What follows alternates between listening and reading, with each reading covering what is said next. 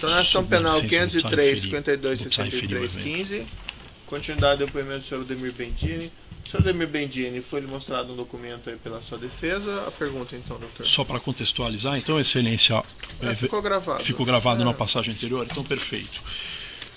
Indagado sobre esse documento no seu interrogatório, o senhor Marcelo Odebrecht disse que essa inscrição AM, que está sobre uma anotação, aspas, 17 versus eficácia, se referiria supostamente ao senhor.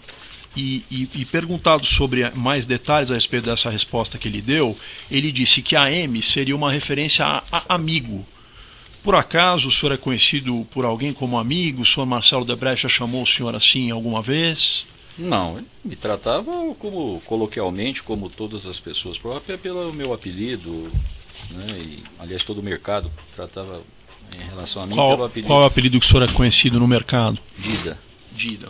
Inclusive constante aqui no tópico da nota, né? Diferente do que consta em cima da anotação 17 versus eficácia. Queria ainda perguntar para o senhor, há 3 imagens no topo da folha 29 da denúncia, apenas para referência de todos, que seriam 3 supostas requisições feitas lá no tal Departamento de Operações Estruturadas da Odebrecht, que teriam, segundo a tese acusatória, servido de suporte para os pagamentos supostamente feitos ao senhor André Gustavo.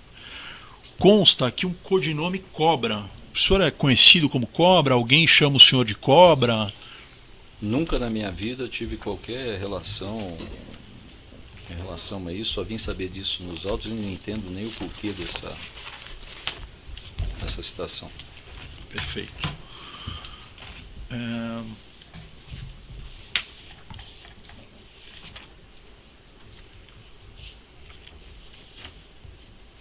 Há um documento encartado aos autos, mais especificamente, processo 5030-176-78-2017, está no evento 85, anexo 36, página 1, que eu vou pedir licença ao juízo para exibir ao senhor, Bendini,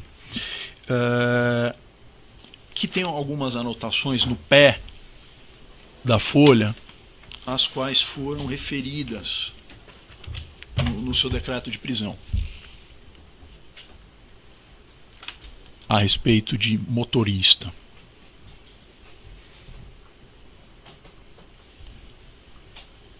Só essa parte aqui de baixo? Exato, a parte referida no seu decreto de prisão são essas 2 últimas anotações aí na parte de baixo da folha. Tá. Eu gostaria de pedir ao senhor, se o senhor tiver condições, de explicar o contexto dessas anotações. O senhor pretendia fazer alguma ameaça ao motorista, de alguma forma cercear o depoimento que ele ia prestar? Enfim, eu queria que o senhor esclarecesse o ponto. Esse é um caso que ficou até publicizado, na época até pela imprensa, por indicação, né, e por convencimento de um ex-vice-presidente que havia sido exonerado do banco.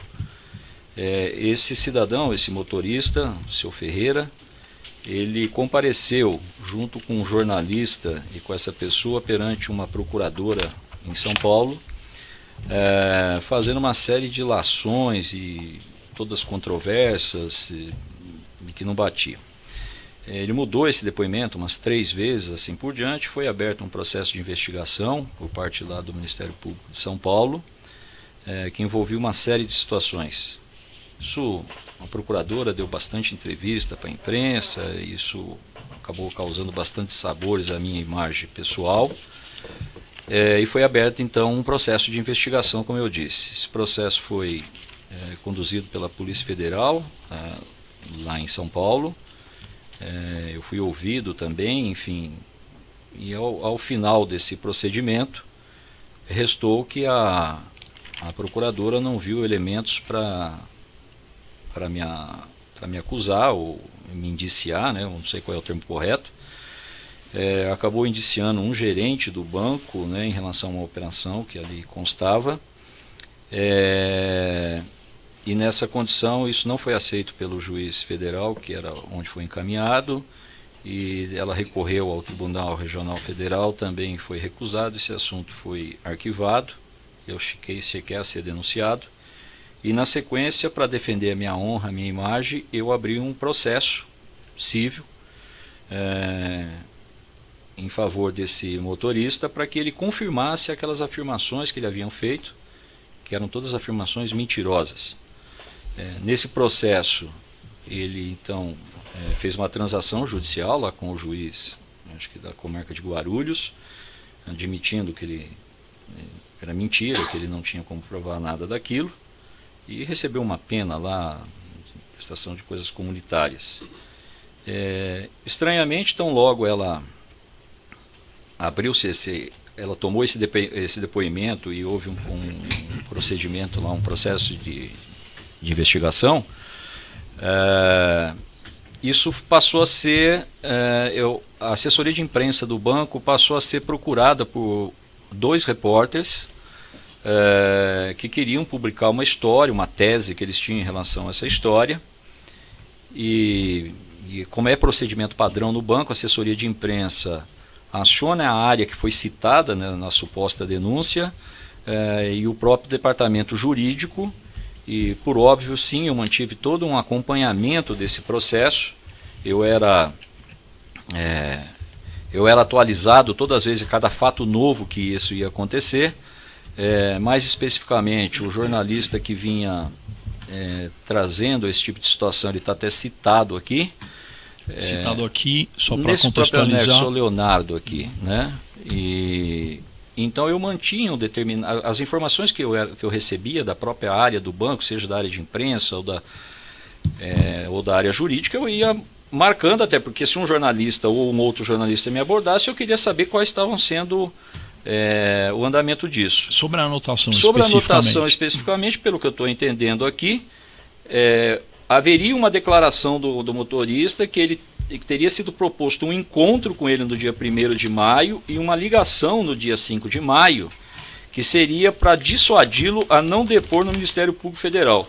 Primeiro que eu acho que já havia até o depoimento, mas isso aqui são as palavras que ele teria dado no processo, e que o diretor jurídico me atualizou em relação a esse tema. Então, resumindo, uma anotação sua posterior ao depoimento, Exatamente. Sobre o teor do depoimento. Exatamente. O senhor tinha algum plano de dissuadi-lo, De procurou? Era uma pessoa totalmente mandou alguém procurá-lo para fazer? Uma pessoa totalmente desequilibrada do ponto de vista emocional, e também havia sido demitido da empresa terceirizada que era contratada pelo banco por onde ele era contratado. Inclusive ele tinha feito uma determinada série de irregularidades, a empresa o demitiu. E face a esse desequilíbrio, né, emocional que ele tem problemas mentais, ele começou a haver um sentido de perseguição e se virou contra mim numa história sem pé nem cabeça que, conforme eu já disse, o próprio Ministério Público Federal sequer abriu o processo. As ligações entre ele e o senhor na data do depoimento? Isso não precisa responder. Mais uma pergunta que eu queria dizer. O senhor, no seu depoimento, referiu medidas que foram tomadas para apertar fortemente a Petrobras. Para apertar forte, as palavras do senhor, nossa gestão apertou fortemente a Odebrecht. E o senhor referiu alguns atos. O senhor explicou sobre o afetamento de uma sonda, o cancelamento de um contrato que teria gerado aí algum prejuízo ao Odebrecht ou contra a posição do Odebrecht, e o senhor falou brevemente sobre a negociação do preço do nafta envolvendo Petrobras e Braskem. Sobre esse segundo tema, o senhor poderia, ainda que brevemente, situar como é que isso favoreceu a Petrobras em detrimento dos interesses aí da Odebrecht? O sentido de apertar não era apertar a Odebrecht especificamente, mas sim as empresas fornecedoras de uma forma geral. Até porque, pela situação financeira que se encontrava a empresa, a gente precisava cortar muito a questão das despesas que a empresa tinha contratado. Nós renegociamos quase todos os contratos com fornecedores. Especificamente em relação ao Odebrecht, existem alguns fatores, a gente está tratando de Odebrecht porque é o objeto aqui desse processo. Eu acho que o caso da sonda já foi explicado. O caso da nafta é o seguinte: a Braskem, que é uma processadora de produtos químicos e cuja matéria-prima principal é a nafta, ela é uma empresa que ela tem a participação societária da Odebrecht e da própria Petrobras. Quando eu cheguei na empresa, havia uma situação onde esse contrato tinha se vencido no ano anterior, em 2014.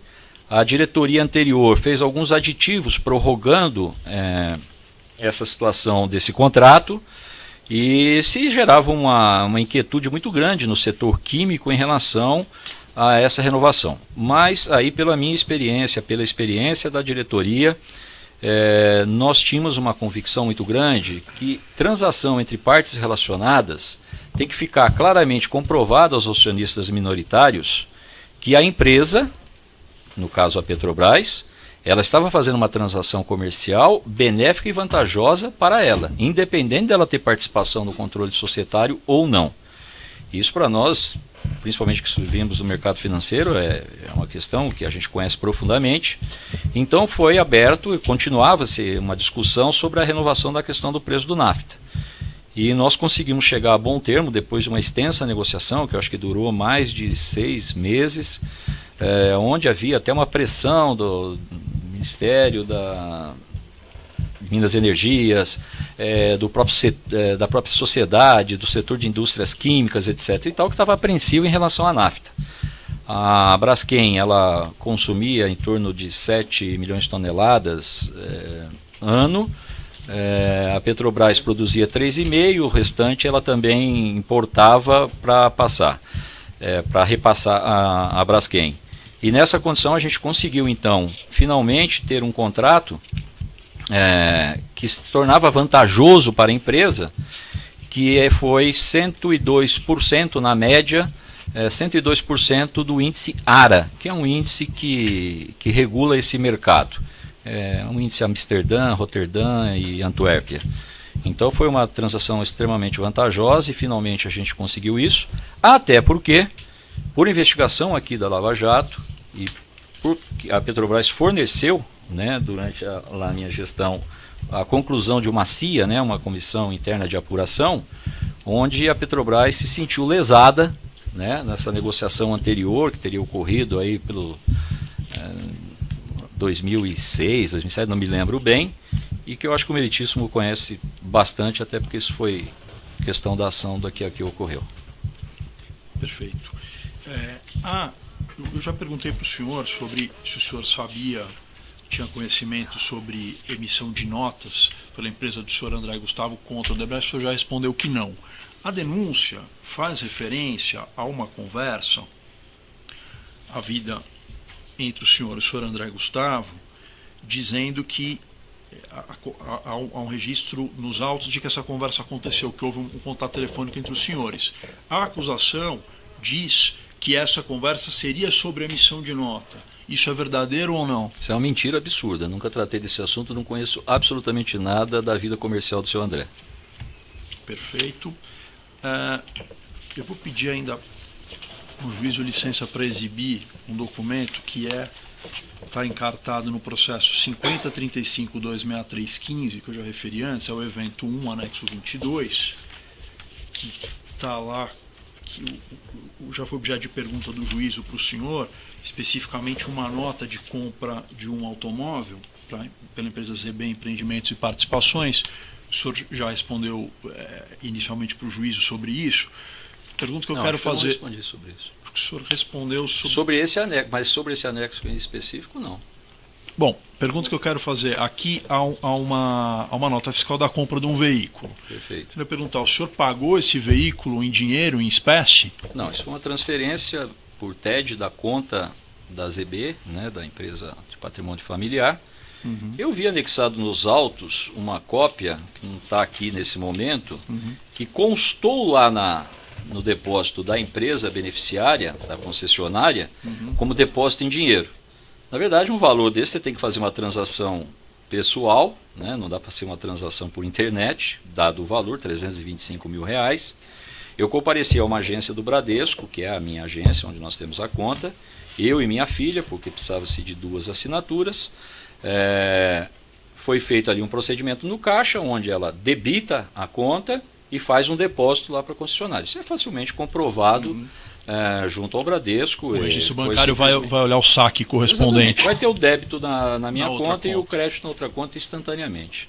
Perfeito.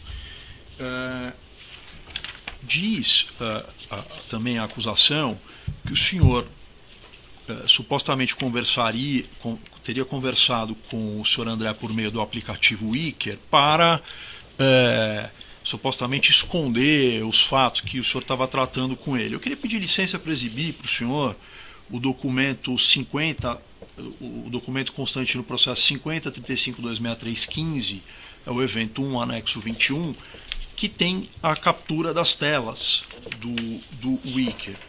E queria perguntar para o senhor sobre essas capturas de tela.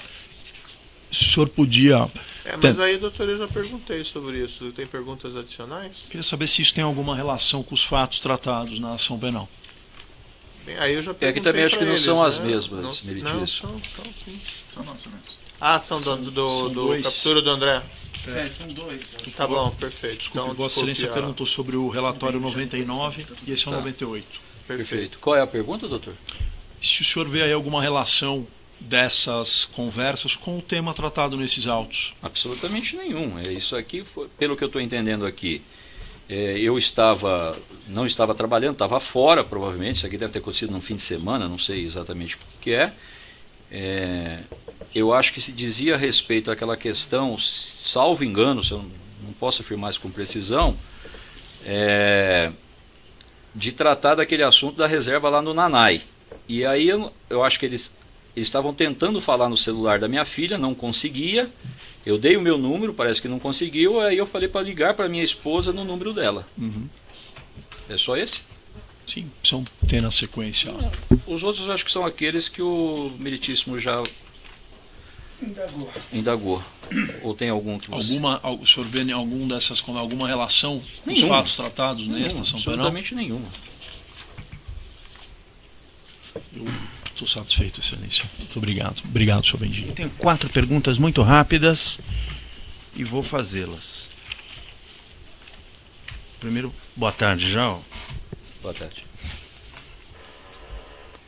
O senhor disse, respondendo à pergunta do ilustre magistrado, que já não estava mais no Banco do Brasil quando se aprovou o crédito da agroindustrial. É isso? Perfeito. Então, mas a pergunta que eu quero fazer é mais específica. Mesmo assim, já fora do Banco do Brasil, o senhor de alguma maneira interferiu para esta aprovação? Não tive o mínimo nem conhecimento da data de aprovação disso. Eu vim me inteirar desses fatos após a questão colocada aí nos autos. Sei. Aproveitando esta pergunta, o senhor disse que extinguiu na Petrobras as alçadas individuais. O que significa isso, por favor? Eu imagino alçadas individuais decisórias, não é isso? O senhor pode explicar isso, por favor? Determinados cargos, funcionários, detinham alçadas individuais, onde ele podia aprovar determinadas despesas ou investimentos monocraticamente. Eu acho que isso não é salutar para empresa nenhuma, até porque eu vinha de uma empresa de uma governança muito forte. Então, no primeiro ato, no meu primeiro dia de trabalho, eu suspendi, quando eu fiquei sabendo que existia ainda esse determinado tipo de situação. Nós começamos então um trabalho, inclusive com o apoio de consultoria externa e interna, para fazer toda uma reorganização administrativa da empresa, onde se estabelecesse só decisões em alçadas colegiadas e em várias camadas de alçada. Perfeito. Isso havia no Banco do Brasil quando o senhor ficou 6 anos na gestão do banco? Sim, perfeito. O senhor implantou isso? Foi o senhor que implantou isso? Na Ou verdade, já precedia? Não, isso já precedia. O que houve sempre foi avanços na questão da governança do Perfeito. banco. E, enfim, era assim que o banco trabalhava. Perfeito. Foi mencionado o problema do senhor ter ido a reuniões com altos executivos ou mesmo controlador da Odebrecht sozinho. E o senhor já respondeu essa pergunta do ilustre juiz, mas eu queria indagar mais especificamente o seguinte: o senhor participou de outras reuniões com outros empresários sem se fazer acompanhar de assessores? Isso é um fato absolutamente normal, até porque o presidente da empresa, normalmente ele tem encontros mais institucionais. Então, por exemplo, se eu vou participar de um almoço, né, sou convidado para um almoço com o presidente da empresa X, eu não vou levar um assessor, um auxiliar para um encontro desse. É comum isso para qualquer presidente, até porque a gente trabalha no almoço, no jantar, satisfeito. e várias empresas, inclusive essas citadas na Lava Jato. Eu posso citar, inclusive, complementarmente aqui, que eu me lembrei de uma, que dizia respeito a uma situação do estaleiro Atlântico Sul, onde eu e Luciano Coutinho, então presidente do BNDES, fomos tratar do encaminhamento daquele assunto, que envolvia as duas empresas, com as empresas sócias do estaleiro, e isso foi feito fora da Petrobras também. Perfeito, senhor Bengini, para encerrar, agradecendo já antecipadamente, o senhor mencionou ainda que lateralmente, respondendo à indagação do ilustre juiz-presidente, o senhor ficou surpreso com o valor de uma conta de $10 mil por conta da cobrança do motorista. Queria entender isso aí. É irreal? O senhor, pelo que eu vi, está acostumado a contratar motorista quando se desloca para fora do Brasil. Então, eu queria perguntar, o senhor ficou 10 dias com motorista? Ou algo parecido, algo né? 7 parecido. a 10 dias?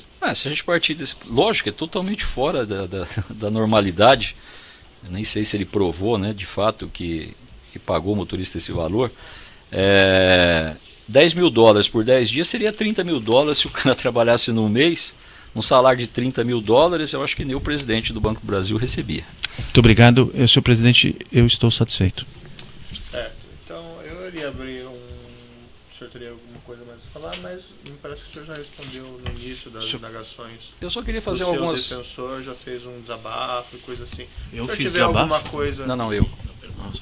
Se o senhor tiver alguma coisa a acrescentar, mas não repetir aquele lá. Não, de forma alguma eu ouvi, disse. o senhor tem todo o direito de falar e tal, mas eu ouvi atentamente, não sei repetir. Não, eu só queria complementar de uma forma bastante rápida a situação a que eu estou exposto, e eu queria a compreensão do senhor. Eu sei que o senhor é uma pessoa capacitada e imparcial, né?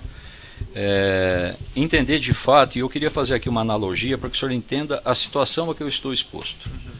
Eu queria fazer uma situação hipotética, onde o senhor recebesse um dia uma ligação de um colega lá de faculdade, onde o senhor se formou, e ele pedisse encarecidamente que o senhor pudesse atender um advogado, né? O senhor atendeu esse advogado. Esse advogado era patrono de determinados processos que transitavam na sua jurisdição. E depois, por óbvio, o senhor acabou tomando uma decisão em relação a esse processo, nem se lembrava mais em relação a isso. Aí um belo dia alguém comenta que esse seu colega recebeu um determinado valor por ter conseguido marcar essa reunião com o senhor. É mais ou menos a situação que eu estou vivendo, doutor Moura. Não existe nenhuma prova. Eu sou inocente, vou reafirmar isso até o fim da minha vida. Eu jamais solicitei ou autorizei que alguém fizesse meu nome, qualquer pedido de propina. Não existe nenhuma prova, nem testemunhal, nem material nos autos. Eu cansei de ler eles. Estou há 6 meses preso, com a minha vida e a da minha família destruída. Então, eu queria só complementar isso, que eu tenho orado muito pela Santíssima Trindade, pela Virgem Maria, que ela lhe ilumine, e o senhor faça a justiça devida nesse caso, e repare o mal feito que foi feito com a minha vida. Obrigado. Tá certo, senhor Ademir. Então, fica encerrado o interrogatório do senhor Ademir Bengini.